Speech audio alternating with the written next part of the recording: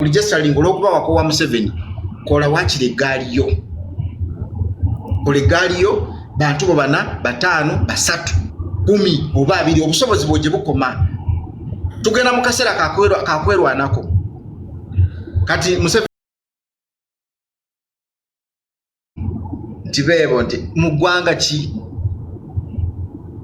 mwina n'akabonero muli wali mmwe bakawuttu. Museveni akuba bakubi bantu nola abantu nga babakuba nga tebalina kibakoze bakuba abantu awe kawulo. Naye mwe abamanye mwina munange mwe kawuttu defense forces. Tetuli bajega kutuukawo bannaye. Ekituufu akendeeze kamera kuba buli wali tetuli bajega kutuukawo. Temuteeka abantu baffe mu ebintu kye muba mumanya Museveni tuyige engeri gy'alwanamu. Akozesa abantu baffe ne bawabya abantu ku kigendererwa ekituufu eggaali tuzeetaaga naye ate tetwagala muntu yenna kuwabya abantu boya mbanja kukuba omuggo basigenda kuttira ku liiso kasita tulaba nga otandise okuwaba bakomrade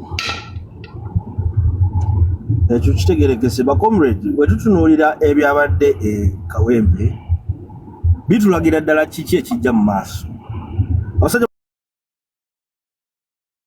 kulwanisa okukozesa amaanyi amangi ennyo. I think mu ezo 10-point programs zaabwe mulimu point emu simanyi what number oba 7 oba 8 nga baga nti okukozesa amaanyi aga government n'oyitawo naye we twalabye ekiri e Kawempe kitulaga ki ekijja mu maaso. So ekyo si kibuusabuusamu n'akamu naye kakati mukulembeze waffe tugenda tukole eggaali tulina naffe ffennyini ate okusomesa abantu bangi nnyo. Sammy waba avuddeyo n'alaga nti no tasobola kutegeera message eyo mu butemu obuli mu Uganda obeera just like that bangi nnyo bakyaliyo. Kati tulina okusomesa kukyali kungi nnyo okusomesa buli omu naddala abantu abali mu Uganda nti woba oyingira ekintu kino kiyingidde oti era kitegeeza ki ku bulamu bwo.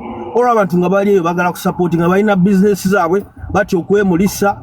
Kati ekintu kyogambye ekyoyo omukyalo oyo eyaweereza ssente oluusi oweereza ssente obusajja buzze ku bizinesi y'obutase kusibako misolo bakudaddewo ebintu ebyo bingi nnyo biri mu happeninga mu nsi nali ku live najjayo kamera n'alaga kati tuwe abantu bangi bali eyo bali emisolo gibatta baagala kuyingira struggle. Nze waliwo yansindikirako ssente nanga muganda wange afulanda nikimanyi gy'oli bankusindikira ssente ogule data. In fact teyagala nakumanya bamuyitaani teyagala mumanye kubanga n'abantu babeereyo bati olinga teyagala mumulisa ebintu byakubeera bwoba osupporting osobola okusupportinga mu magezi eyo kubanga enteekateeka eza struggle era zeetaagamu akasente naye tetwetaaga ate nnyo kamera tetudde mu kamera buli kimu bannange nze ndi bwenti ebyo si bwe bikola era eyo tebansobi bulaza. Museveni ageza nnyo okulwana ennyo okulaba nti amanya baani abo. Kati kankubuulire oli bw'avangayo eri ne yeesowolayo okimanyi asobola katugeze ekizampo kambawo ekizampo asobola okuba Besigye naveri n'agamba njagala abantu munneegatteko abayeekera ze boyize sibeera omu ku abo abagenda gy'ogenda tomanyiyo tulwane tuli bannansi bangi ansa eri egyo protest vote tugigendamu tutya bannayuganda bonna tubakunge kusituka kwerwanako ne bwoba okoze eggaali gikole mu magezi eyo nga tewali amanyi mugikole eyo mwekolemu omulimu banga bannayuganda banyigirizibwa mubeereyo nga muli basirifu bwejja mulinda akaseera katuufu akaseera ketulimu kakuŋŋaanya busungu kubanga tukwekyawaako twekyawadda twagala kuseera nga tukuŋŋaanyiza obusungu tubukozese mu kaseera akatuufu. Waliwo ansabye wano akazindaalo ndowooza kansooke nkamuwe wake up ndowooza wamaze kali kamalirize mbawo akazindaalo nga ngamba nti Sammy atereezeemu mu nsonga ya kamera agisussizza nnyo n'ebintu ebyandibadde mu kyama atuuka okubijjayo n'abiteeka ku ttebo. Olaba ne pulezidenti waffe alina akaseera ke yatuuka n'agamba bafuutu soja mwenna mujje mu uniform teri kwerabisa buli kintu kitambule in privacy. akati gwe bw'osanga n'otuukanga ku ssaawa we twetaagira okutekinga action ate wogirayo okwanika bonna obateeke obalage nakyemalira omugambo waaye bano be bano na bano benkolegana nabo ate tugenda kujja Kiboga tumulabe waffe weteekateeke tujja ekiboga kati awo kamera esusseemu tujja yeffe sigamba nti Sammy munyampi ekyo saagala nti munne waffe muntu waffe naye atereezeemuko ku nsonga ya kamera ebintu ebimu byetaaga kyama mbadde nsaba osimbe wakati awo mbadde nkusaba osimbe wakati awo era nansonyiwa okuyingirira mu submission yo. Let me tell you, Sammy oba gwe omutiikiriza, Sammy oba mukwano go, let me tell you, Sammy ekintu kyakola akimanyi. Sammy mukozi wa Museveni, that one I will not sisobola nakukirumamu emirundi 10 kyogamba ebintu byakola tabimanyi nti bibi. Sammy ekintu kyakola akimanyi era akikola ng'ali well funded and he is programmed to do whatever he is doing. So talina kyagenda kutereezaamu kyogamba gwe mulundi ogusoose bannayuganda okugamba ku Sammy ku bintu byakola gwe ne bakugamba omulundi ogusoose ne bakugamba oguddako ne bakugamba ogwokubiri era n'osigala ng'okola ekintu kyekimu. Come on, Sammy ebintu byakola abimanyi. He is doing his job, what he is being paid to do. Stop defending him. Mbusimanya atereezeemu tewali kyasobola kutereezaamu kininga okugamba Museveni tereezaamu bambi ebintu byokola ekyo kyalina okukola oba okitegeera ekyo kyalina okukola. Katono nnyo waliwo gw'olengera nga bamukoze ekikolobero bamutemyeko oluusi omukono oba akagalo akati Pulezidenti Museveni tereezaamu wano bannange naye tufa otereeza ategenda tereeza biki kankubuulire sitaani talokoka. Ate ekyokubiri ebikolwa byo wake up kolikera ku machanga ebikolwa byo wallahi tebikudefendinga ne bwokola otya. Bannayuganda munnaye balabayo boyi bannansi balaba ne bwokola otya omuntu atali waddala alabika era oli agenda n'agattagatta byagattagatta n'alaba nga waliwo ekitagatta wano tebigatta. President Dogo Nation President olaba Museveni ajja katono nnyo. Museveni ajja ne asindika poliisi n'abantu abamenya abantu n'abagoba ku ttaka nebukera enkya omutuuze agenda n'agamba nti Museveni abasirikale be baddidde twetaaga bwenkanya naye ng'ate poliisi giwali tusabyemu obwenkanya yekedde nga nejja n'abantu bakola kibakusengule bakumenye. So ekyo kintu kikiba kikyamu genda maaso. Wake up gwe mmanyi omusajja omugezi alaba ebintu bino abirengerera ewala manyi lwaki olabika okyayinamu kano nti ono munnange ono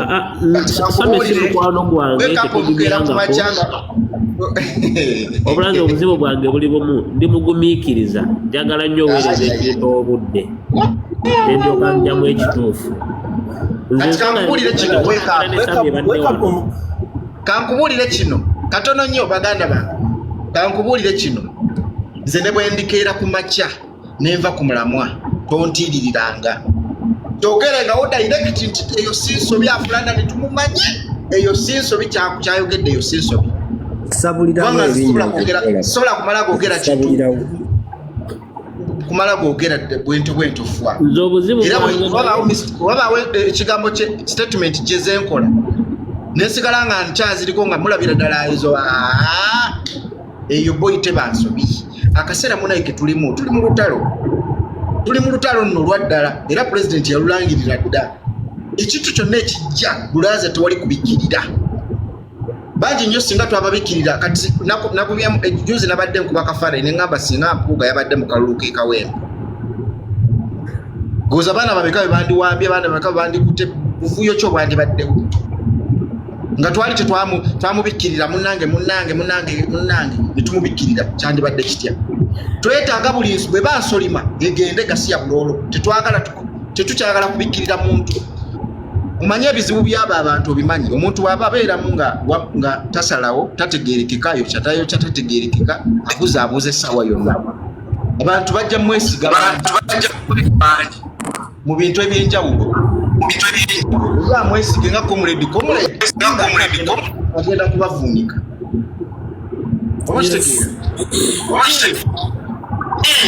Bwebanga nsolima oyo tuba tumuwonye ate nga bangi tugenda kubalaba kubanga kankubulire Museveni tuli asendeze n'osigala ng'okyatudde ng'oli comfortable olina okukola omulimu gwo gwakutuma. Kati bangi era mujja balaba buli olabe ngugamba bannange okwate ku muntu ogambe laba noono tova olaba nti gwe eno revolution erabika erimu n'emmandwa zaayo tosobola kwekweka. Kati olaba oyo omulenzi bingi nnyo abantu badde bamulabako ebimu ne babikkirira ne bagamba wange kasita akyayogera kasita naye kiba kigenda kikula. Kati akaseera kano kyaliko kisobola okuttisa abaana b'otamanyi. Tosobola kuteeka baana mu kamera nga tumanyi bulungi Museveni bwalwana ne bwabaagalamu abantu abali bwe batyo boyi aba n'amalusu gabeera eri nga disiti ng'olina ne disiti nti be bano.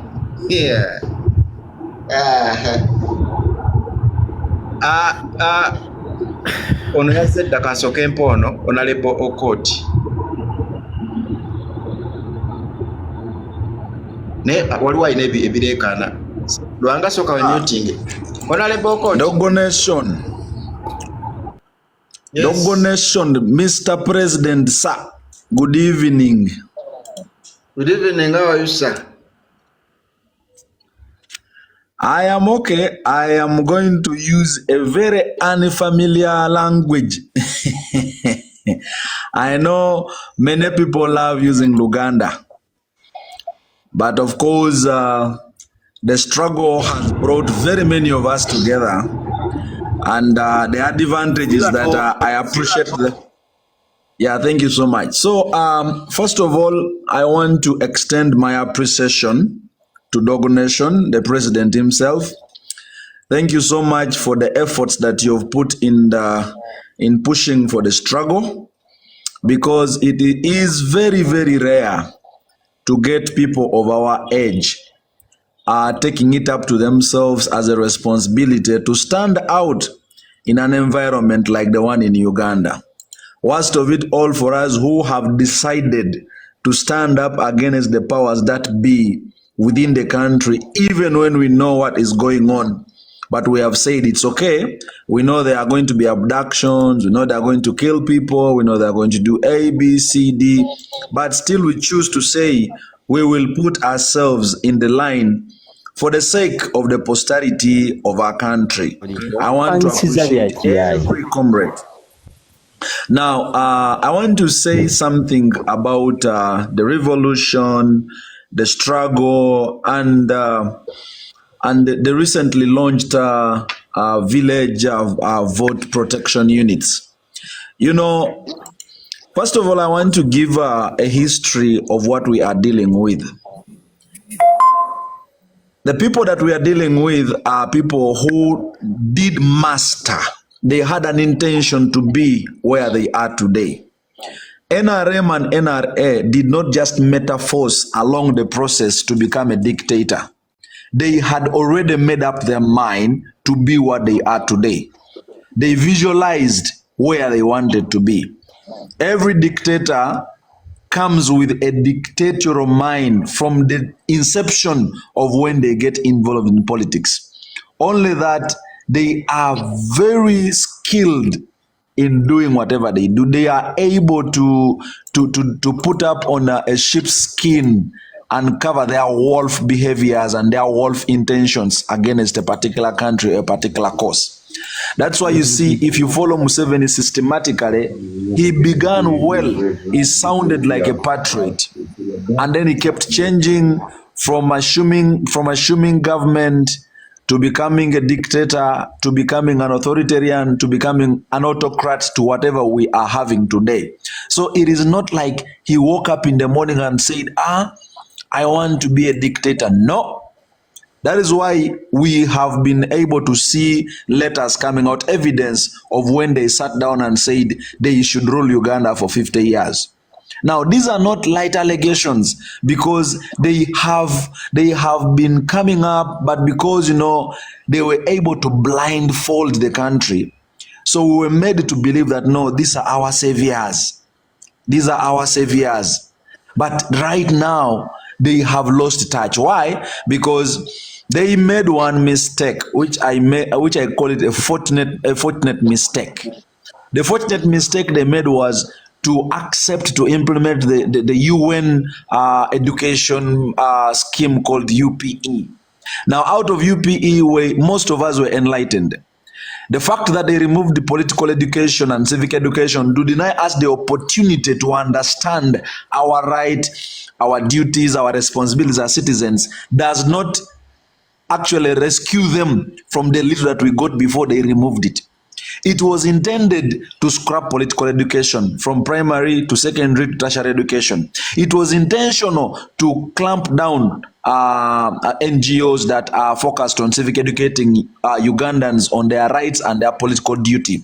It was intentional to see how to begin empowering church leaders by giving them cars whenever bishops are installed in office. It was intentional to have patriotic classes where they train young people to love their country, yet they're supposed to automatically love their country. It was intentional to pay soldiers, to pay army the little man they pay them, but pay them twice a month. It was intentional to keep them in the condition that they are in. Why? Because they know it is easier to twist a man who is vulnerable than to twist a man who is already empowered both economically and mentally. So every step that they have taken has been intentional. Ask yourself why they don't pay doctors enough money. Because when doctors are paid enough money, actually let's say professionals, they become so empowered that they will be able to build civil associations which can be used against such governments in a non-violent way. So when you follow properly, look at Kasita, look at the nursing and the doctor association, look at UNAT for the teachers, look at all those very big associations. What they have done is they will leave an objective and a visionary chairperson or committee to begin them. Once they are stabilized, then they come in and plant an NRM cadre who is going to disorganize everything, or plant another person to divide their association so that they become two warring parties. Look at the kingdoms. Yes, Obote abolished kingdoms. Museveni came, put them back, but what did they do? They made sure every kingdom has an opposition. Buganda has an opposition. Teso has an opposition. Acholi has an opposition. All of them, you will always see there is another king who is fighting the main one that is known. Why? Because they want the kingdom to be derailed. You cannot grow when you have a differing voice. Look at the media. This is what every dictator does. First of all, they own up the mainstream of information. Why? Because 80% of your decisions are made out of information available. So what do? They make sure their narrative is so prominent that if you're making any decision, you make it based on the information that you've got. That is why you realize whenever they do something committed, we trust you with what you're doing, or you're simply lying us. So for me, I want to encourage every comrade that if you are going to mobilize for 2026, we don't have time, but we can deliver this election in a record 5 months. What do I mean here? Look through your circle. Mobilize 5 people. Only 5 people. Okay? Out of the 5 people. Oh, Nikki.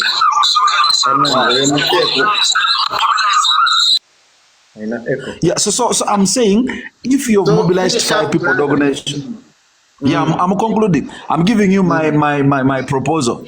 If you mobilize 5 people, stick to that small circle. Me, I call it a cell, a voter cell. Stick to the cell of 5 or 10. Then give those 5 people or 10 to also go and recruit 5 people or 10 behind their back. And then the tree moves on like that. By the time we finish 5 months, we would be having millions of votes. Remember, in the last election, we had 38 point something votes. Can we go out there and double the number so that by the time we are doing election,